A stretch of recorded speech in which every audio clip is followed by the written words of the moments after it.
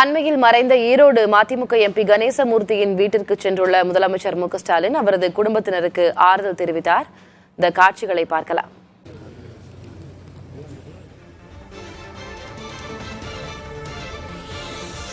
அண்மையில் உயிரிழந்த ஈரோடு எம்பி கணேசமூர்த்தியின் இல்லத்தில் முதலமைச்சர் மு க ஸ்டாலின் அஞ்சலி செலுத்தி அவரது குடும்பத்திற்கு ஆறுதல் கூறினார்.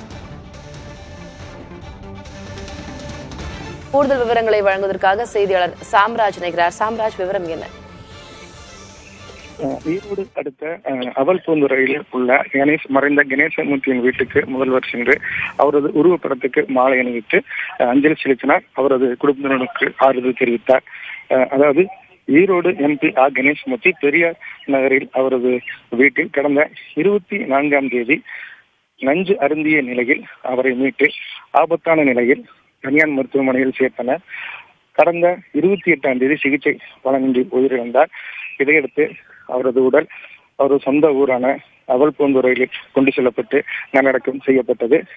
அவரது உடலுக்கு அரசியல் தலைவர்கள் அஞ்சலி செலுத்தி வந்த நிலையில் இன்று தமிழக முதல்வர் அவல்பூந்துறை வந்து அவரது உருவப்படத்துக்கு மாலை அணிவித்து மரியாதை செலுத்தி அஞ்சலி செலுத்தினார். பின்னர் அவரது மகள் ஆகியோருக்கு இரங்கல் தெரிவித்து ஆறுதல் கூறினார். அப்போது அவரது குடும்பத்தினர் கதறி எழுதினர். அவர்களுக்கு ஆறுதல் தெரிவித்த முதல்வர் பின்னர்